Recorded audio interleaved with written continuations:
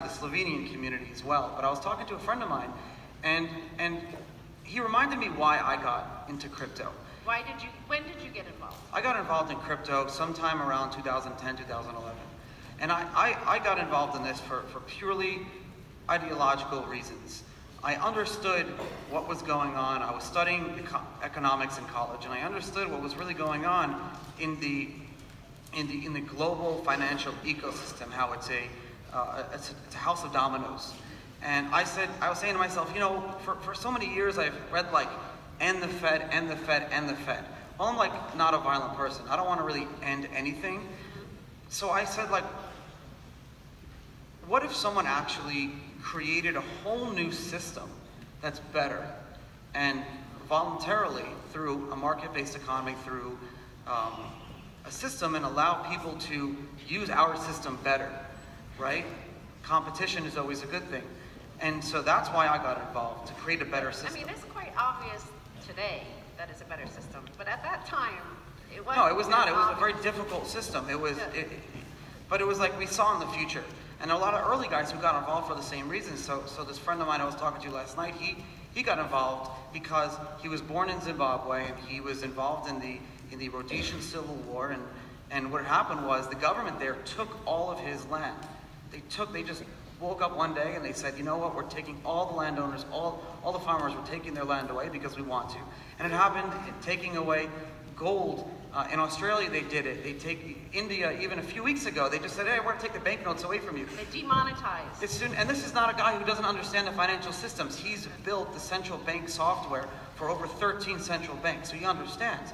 And he looked at me and he says, that whole financial system is a house of cards. It's going away within the next 10 years.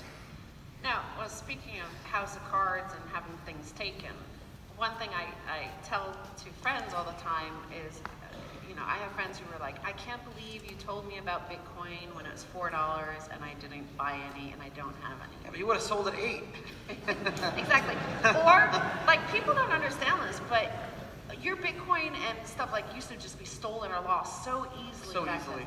I sent someone, someone put a BitInstant theme song on YouTube, and I was like, oh, that's so cool. Here's 5 Bitcoin just for fun. But I accidentally sent him 50, and I told him to keep it. No. Like, but Bitcoin was like $1, so who cares, you know? This was. Well, that's the other thing as well is this. Have you seen him since and like shake him down? He's gone. No, yeah, he's living on an island somewhere. He's like no longer your friend. Costa Rica or something. This notion, something else that's totally new, even though the phrase was invented like a few years ago, hodl. Yeah. So this notion of holding and never using your Bitcoin and never transacting. When we were first involved in Bitcoin, I remember thinking like, wow, I told my husband, look, I just bought an iPhone and like I just sent them 10 Bitcoin and they sent me an iPhone. How cool is that? And now like it makes me sick to think I know. So the whole thing is the hodl. But the funny part, for those of you guys don't know, in the crypto space, when things like what happened last week, you know, the price is dumping, everyone's saying like hold. There's a funny thing in the crypto space where it's hodl, H-O-D-L.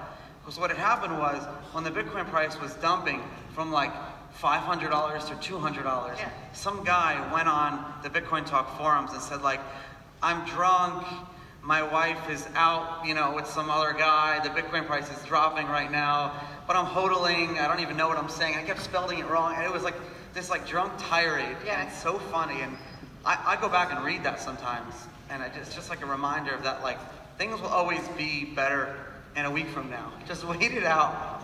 And it might also be clearer because on those early days, now when we have first covered Bitcoin on Kai's report, apparently, so the coin was at $2 and something. And one of the first comments in that 2011 episode where we interviewed John Matonis, somebody was like, why are they pushing this scam? Look at it, 21 million coins? That means some guy has conned you out of 50 million bucks. That was the market cap back then. Yeah. And then the next like episode we did about it a month later, the price had gone up to 11 and then crashed to 3. Oh my God, I remember that crash. Yeah. Well, people were like sending us death threats. I put my life savings into this shit coin at 11 bucks. And like, what did you con me into? So, there was a scene in Banking on Bitcoin on Netflix, that our documentary, where Nick Spanos in New York was giving out flyers about Bitcoin, and some lady, and the price was, I think, $1,000, and the lady was like, "Yeah, this is a scam." He's like, it's up $200 this week." She goes, "Talk to me next year." And like next year, look, now where are we at? The $12,000 right now. So I mean, I laughed at her all the way to the bank or whatever. but so you never know, like, what it's going to look like in a year or two. Like, certainly when all those, so, once I got my head around Bitcoin, and it took like 2 years to understand what the hell like what this even was that I had. And we had done the first Bitcoin conference in 2011. Nobody really knew what it was. So back then it was so this is the coolest part that I think in the space. It's like back then it was Bitcoin, and then they said, "Oh, we're gonna launch like there's some other ones like Namecoin and Ethereum and some of these really early ones that a lot of them didn't succeed."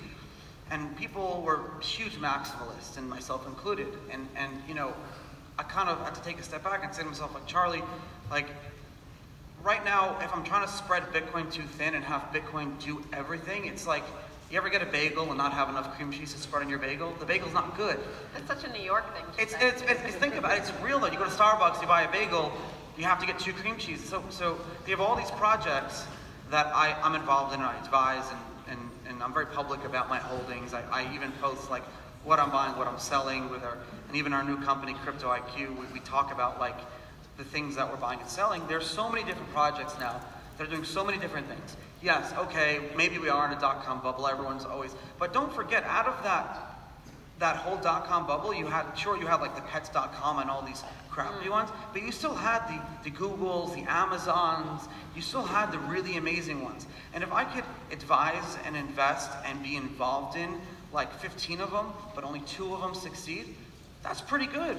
Yeah. So I'm going to take my chances. I'm going to invest in what people call scam coin. I don't care. I want to try to create transparency, integrity, and be involved in as many projects as I can to see what works. That's one thing I've kind of learned too, is like, at this moment of time, before all the regulators and all the big players come in, like, just to experiment and try, and who knows, like, as long as you don't gamble anything that you can't afford to lose. I'm playing with my own money, so I mean that's what it is at the end of the day. Yeah. And I've lost a ton just as much as I made it, so I mean, it's just the way it is. Now, the other big thing this year, it's been around for a while, but this year 2017 saw the explosion of this initial coin offering. Yeah. What are your thoughts on that? Because I know, you were very young when you entered the Bitcoin space, Yep. and you had BitInstant, and you ended up getting arrested. And, Yeah. like, there are some dangers. Like, a lot of people seem to think like, oh. No, it's not. They know, the government knows everything. You got to be careful. You got to have good lawyers. You got to make sure you know what you're doing. And at the end of the day, if you're just launching a token on Ethereum with no real like utility or value, and if you're just using it to like raise money or securitize some asset, you're not doing the right thing unless you register it with the SEC in this country. So what a lot of these projects are doing is they're actually like building out their own platforms and building out their own blockchains and creating really cool, like, InsurePal's doing insurance projects and GVT and all these projects and Salt with doing loans. Yeah. I was talking to Sean from Salt today. They have $1 billion of loans pending. People who want to put their Bitcoin and Ether and Salt tokens into smart contracts and take out loans against them. Think about how crazy that is, how radical that is. It's unbelievable. So I mean, these projects that are doing these things, sports platforms, it's unbelievable. And yeah, I mean, what I always try to look at is like, who are the team? What are their ability to execute? What are they doing? Have they had past success? Where do they live? Or do they have their faces on their website? Because I don't want someone running away with my money. Lord knows that's happened to me so many freaking times. Yeah. Where I have guys in Australia sitting on like crazy amounts of Bitcoin from the early days of mine. They just ran away with, Crypto Exchange, Mint Pal, and Cryptsy, and Mt. Gox, and so I never want to see that happen to anyone because it's happened to me I so don't many think times. it really happens as much anymore. There's not as big, because it's so much bigger. Yeah, but it's so much bigger. people don't really understand that.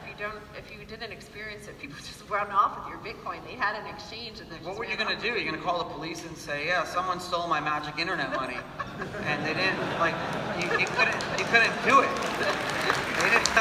They They didn't listen to you. They laugh at you and hang out. Sorry, it's stupid.